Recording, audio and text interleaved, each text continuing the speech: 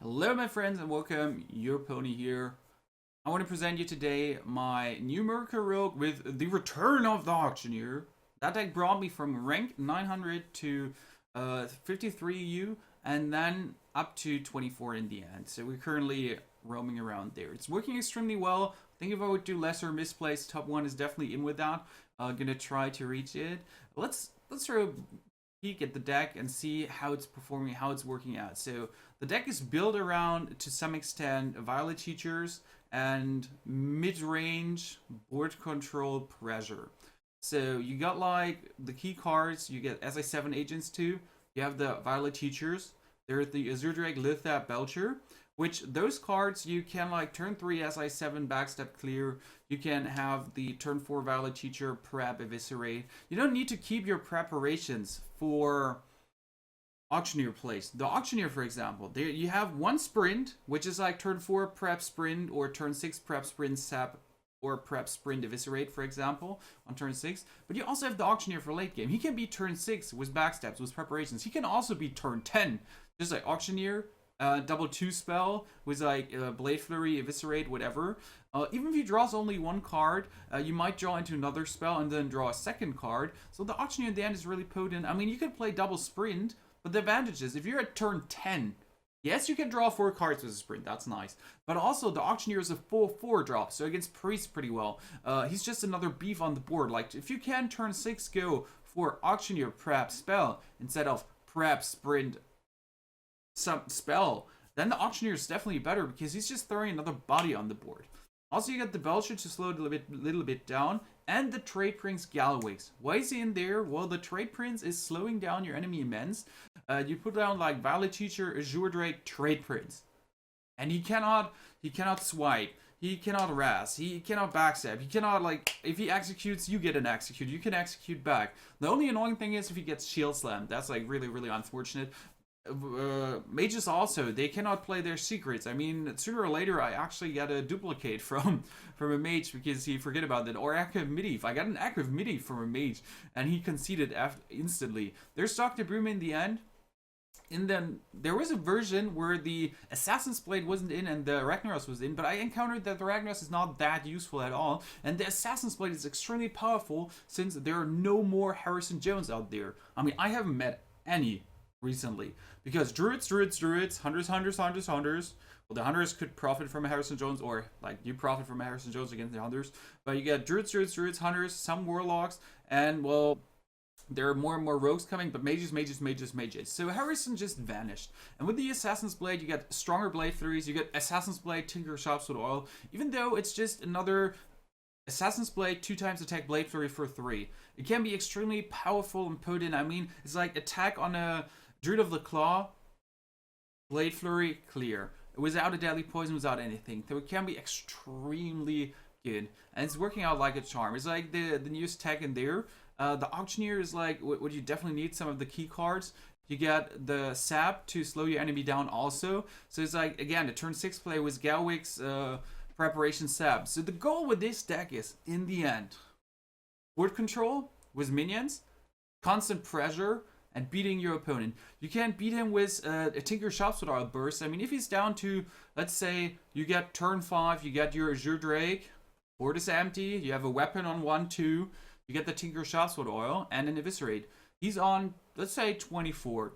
So you could go for like a backstab or prep, Tinker Shops with Oil. That makes a 4 attack weapon and a 7 attack Azure Drake. That's already 13 damage burst. With an Eviscerate, it will be already 18 damage burst. So with one simple minion out at the Tinker Oil, you can burst so much damage. And especially with the Assassin's Blade. I mean, that would be a 7 attack Assassin's Blade, which would be just amazing. And, well, my Dogi wants to go up. So hello to everyone there from the Dogi. So that is how the deck is working out, how you should be playing it. We're gonna go into mulligans, and there will also be some gameplay, so definitely check that out. Don't miss on it. You can also click on the timestamps on the bottom, so watch the video, the whole one.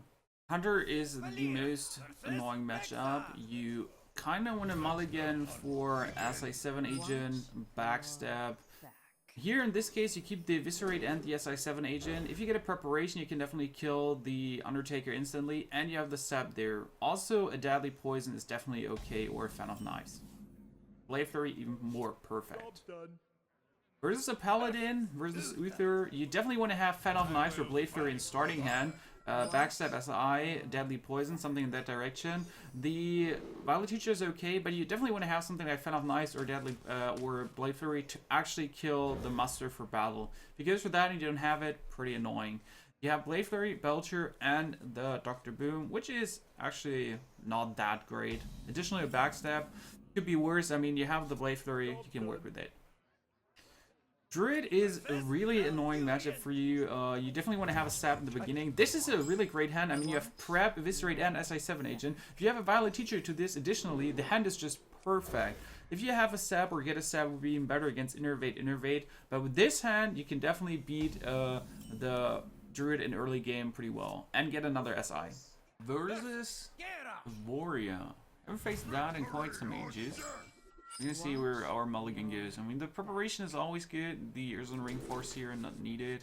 The preparation is especially good to keep in the mulligan, since if you get a sprint, it will be like extremely helpful to draw some cards in early game. And if you want to play against Voria, there's one thing you need.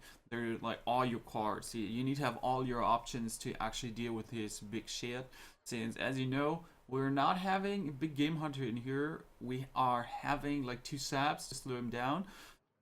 But you kind of want to draw your cards, or a lot of cards, put down early board pressure, and hurt him hard. I mean, we put an Assassin's Blade in, and that's a pretty new addition. It's working out great. I mean, the takeout for Assassin's Blade was Ragnaros. And we're currently playtesting that to see how good it actually is working. We're gonna see where this is taking us. Pleasure is mine. Okay, Northern Ring. The thing is, we're not gonna play anything before turn 3 to 4. It depends. If he goes for an Armor Smith, we can kill it with a Tinker Shopswood Oil. If he goes for the Acolyte of Pain, we're gonna kill it with the Deadly Poison, most likely. Think about hitting the face. Might be that I want to prep into Tinker just to get the Armor Smith killed. Next turn could have actually done that, or coin into Tinker, but the coin is for the Zudrik, most likely. There's a second Armor Smith. We're definitely gonna start killing them, right? I mean, the next good addition would actually be a Blade Flurry. That would be super duper nice. But we're gonna play the Tinker Shopswood Oil and kill one, most likely. And then just keep the weapon on charge. If he has an Harrison Jones, then we get screwed. And that is why I should have kept There's a Deathbite. Okay, this is okay to some extent. He's doing some really good early pressure. Hate on that. But we gotta kill his Armor Smith, obviously. I mean, cannot leave that alive. Would be a bummer. So we kill one. And therefore he gains 2 armor, but not if he plays a third minion like an Acolyte of Pain and he goes for the attack whirlwind. He's gonna gain 6 armor. So I can definitely work with those 2 armor here. The only annoying thing is that my Tinker Shopswood Oil went on the Wicked Knife. There was like probably a sad story about that. I just hope he plays a Acolyte of Pain now, and well, okay, nothing. That'd be really good, because then I'm just gonna kill this guy there. Yeah, we just kill this guy over. Heal ourselves. Weapon up, even though there could be Harrison Jones, so this might be a misplay. The good thing is, if he gets baited into Harrison Jonesing my Wicked Knife, my Assassin's Blade will be safe, so we're quite good. When I play the Zudrik or the Lithap, definitely want to prevent him from deathbiting it. Okay, cool, bro. Nice story. Cool. Wow, this is an extremely potent hand for the late game.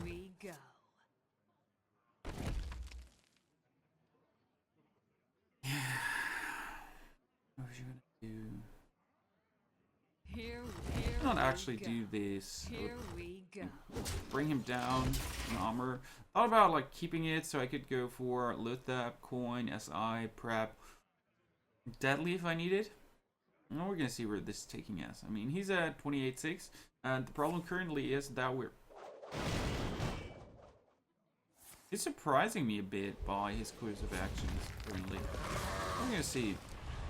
Maybe he has an evil plan we can't, like, we're not understanding. The awful thing. 3, 6, 10. Not good.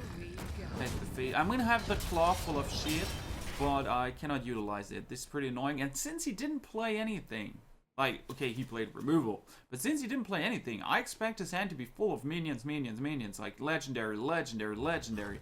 And if he does that to us, we will definitely have a problem. He goes for the legendary onslaught right there. Okay, that's not I have no time. Sylvanas. Well, Sylvanas can be dealt with. Luckily, we still have the coin. Oh, this is amazing. I go for Eviscerate, Attack, Boom. That was the perfect top deck of all times. I love it. I just love it. Okay, give me a second. That is a perfect top deck. That was great. I mean, I took the 5 damage from Sylvanas, and that was tad annoying. He used Whirlwind Execute. He used Shield Slam.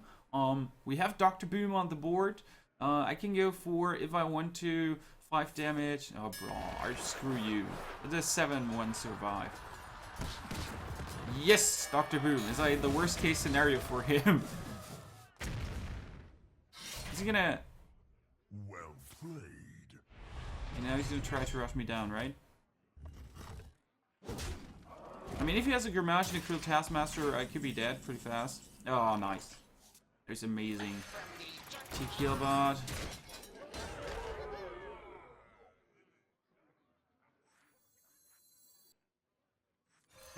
This guy's Here we go. Now I just pop my stuff on the board. We get next turn 7, 10, 13. Plus 5, plus 4. So we get 19 damage. Sorry. 13 plus 5, we get 18, we get 22 damage. And that makes more sense. Most likely Ragnaros, I'd say. Yeah. Please hit my face. Please hit my face. Please hit my face. He says well played, it's probably yes, GG. God's Heed! There's like a masterpiece of, well, good draws for me. Versus Rexxar.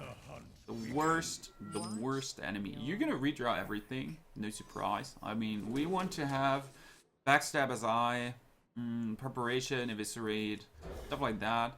Definitely don't hold any of these. You kind of need your Backstab. Deadly Poison, Blade Flurry. It's okay, we can work around with that. It's still not great. I mean, if he goes for Undertaker, Coin, whatever, it will be super unlucky. I mean, we can kill it turn 3 then, but... Okay, that went great. First of all, that went great. Are we gonna waste one swing? I'm never sure about wasting that one swing. I mean, it could be like turn 3, I get my Ring Farcia, want to drop it. We have the double Deadly Poison into Blade Flurry. It's pretty good. There's Sound Creeper. We're gonna leave it alive for now. If I get a backstab, I would maybe kill it. Here we go. Okay.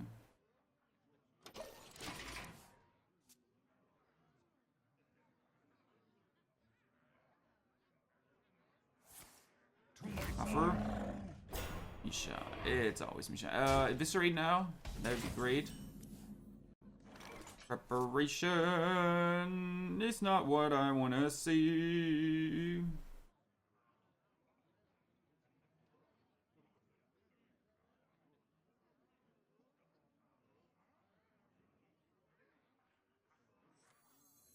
So many options.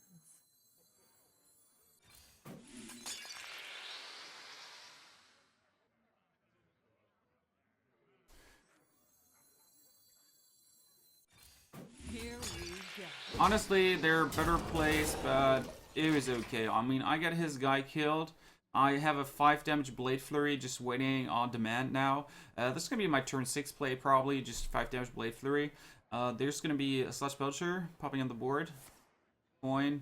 Lothop? Belcher himself, huh? Thinking about killing that now, right? 1, 2. This is awesome.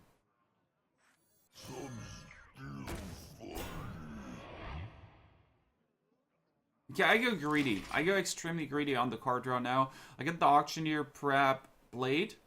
If there's no Lithap for him. He's Ironbeak Owling, that's okay. The good thing is I get the Assassin's Blade, which makes it super awesome. Because with the Assassin's Blade, I can actually choose to do another Blade Flurry. Which I was like, okay, if I launch my Wicked Knife now, I will never do a Blade Flurry again. So with this, I can actually go for the Auctioneer. Draw a card. Might it be a preparation? Crazy. Become Blade Flurry. Let's try the whole board. Then we just trade with that small guy. And next turn, I got also the prep to sprint, for example, if I want to. And well, I got the Assassin's Blade, weapon up, attack, prep, Blade Flurry, prep, eviscerate, stuff like that. Okay, he has a 100 mark. That's quite uncool. And a Belcher. Is he maybe going to kill my friend there?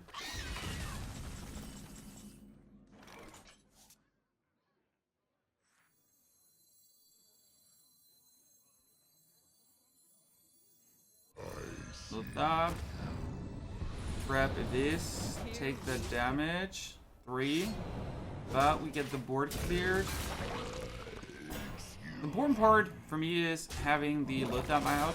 So if he goes for a Savannah Highmane, I trade it in, and then I can go Assassin's Blade, Blade Flurry, for example, attack Blade Flurry to clear the board. The only bad thing about playing the preparation is here I don't have the prep sprint anymore. But honestly, in this situation, leave the Belcher alive wouldn't be that good. I would just lose my Belcher to the tradies. I could have prep sprint, get a sab. If I prep sprint, get a sab. The annoying part about that is I cannot utilize it. I would sap and only have a 3/3 Belcher on the board, which he hits that with his Unicorn Bow. So that would be like functional in my eyes. Okay.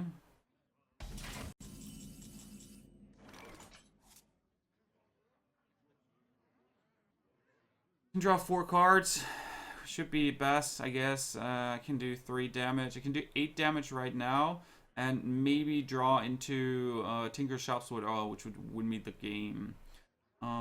It's like super risky, I'd say. I have 8 damage right now. He's down to 12, and I got another 8.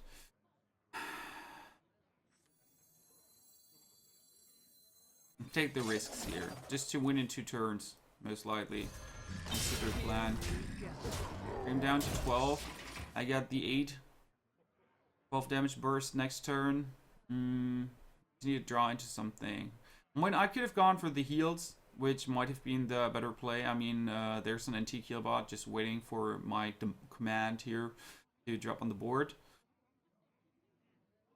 I don't know if that was smart. Still, if he goes for Savannah Highmane, I get the option to still sprint, trade Blade Flurry, so that will be okay more than anything. Sprint into Sap, for example, also a possibility. My shield. Enough artists. Okay. Dropping down to Eid. Not good. That's exactly what I needed, right? I backstab, attack, attack. I took the risk, but there are a lot of cards in which would actually give me the GG. So it's okay if I go for that. Well played. He didn't have the perfect draws, so we're quite good, but GG for that. A Druid. This is one of my most hateful matchups. I really don't enjoy playing against Druids. Always tend to keep one sab in case he goes for innovate, fuck you. Definitely need a sab there.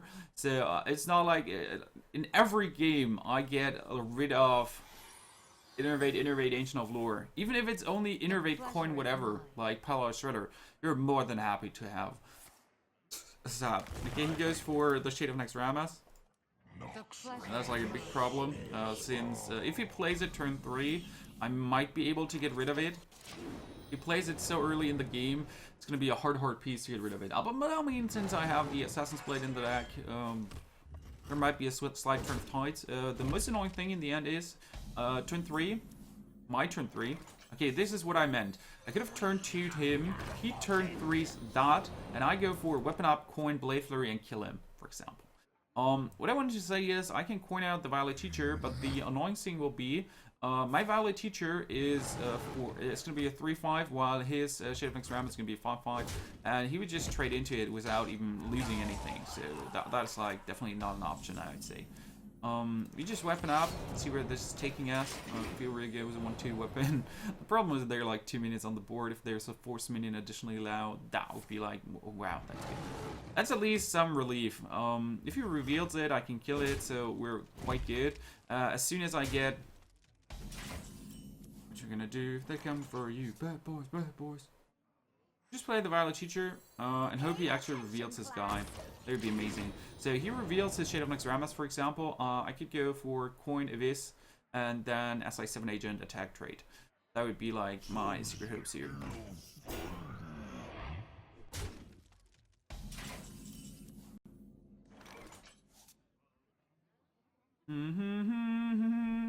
Kumbaya, my lord. Kumbaya. We play that. We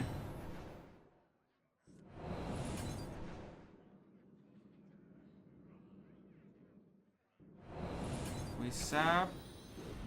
I'm ready to learn. We SI7 Agent. Here we go. Parade. Base. I didn't need to coin there. I don't even know why I coined. That like made like no sense. So don't pay that attention. The coin is definitely going to be a sad thing now because I could have gone Azure Drake, Coin Blade Flurry, Azure Drake, Coin Eviscerate. That is no option now anymore, so I just totally screwed up with the coin there. And it might be a game breaker. Definitely, since I need a trigger. I need a trigger for my Eviscerate currently, and I have one. So if I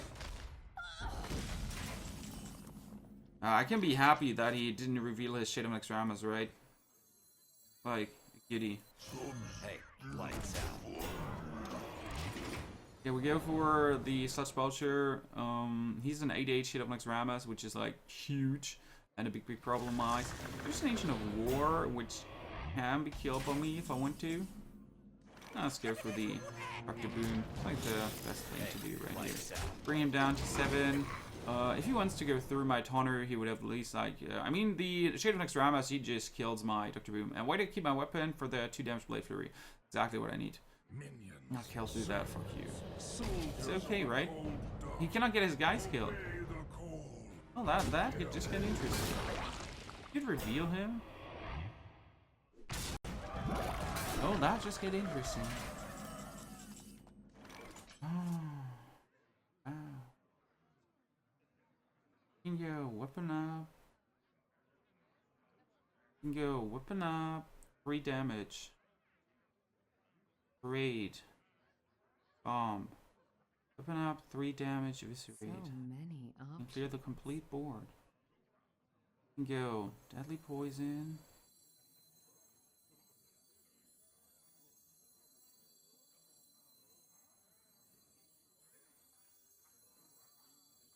Deadly Poison.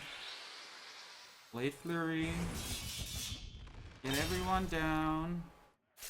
Attack him. See where this is taking us. In the face. That's not good.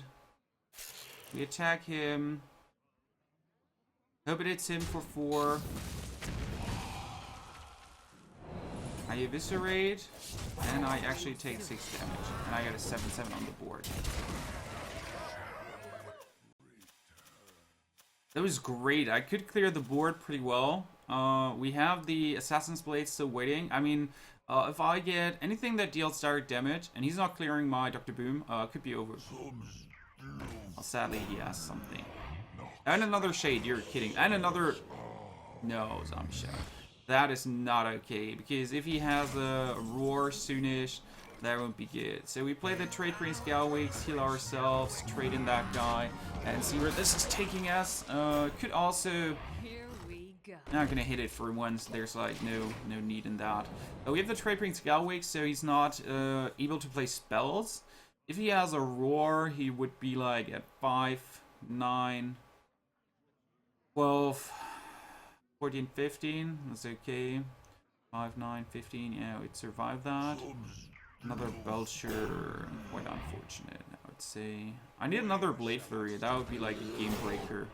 totally rip him. He needs to kill the boom or he just sacrifices Druid of the Claw. But I'm getting heals by 5 if he kills the boom. Else, like, he trade. He needs to kill the boom. Yeah. Earned.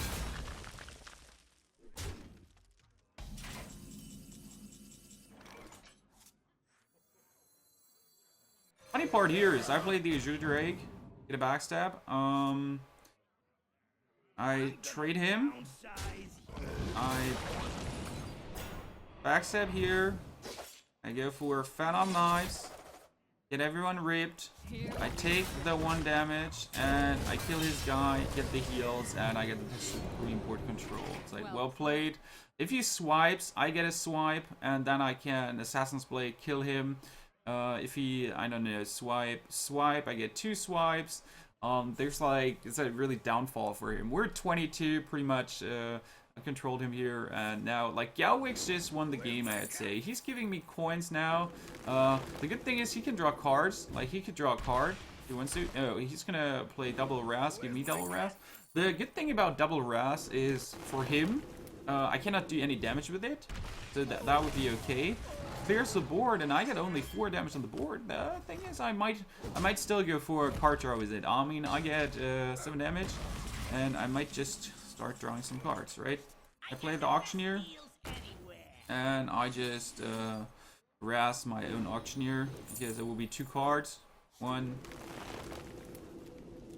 2, and I just go for the face, and you can see it's well played. GG, that's over. I could draw like so much of my deck into lethal.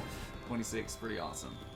I hope you like the deck. It's pretty awesome, working out well. And if you want to see more gameplay and how to get it better, definitely check out my live stream on twitch.tv/ponyhove. There you can see the VODs. I played that deck the last 2 days through. I'm gonna play it today also, starting at 15:00 CT, maybe some bit earlier. So if you want to watch us, join there. Also check out my other legendary decks. They're still awesome and great. Subscribe here on my YouTube, don't forget that. Thanks for watching, guys. It was a huge pleasure to do this video for you. And well, if you enjoyed it, please comment, rate, share it with others. It would be amazing if we get, like, if you spread the news about this awesome deck. Big thanks, guys. Peace and out, your pony.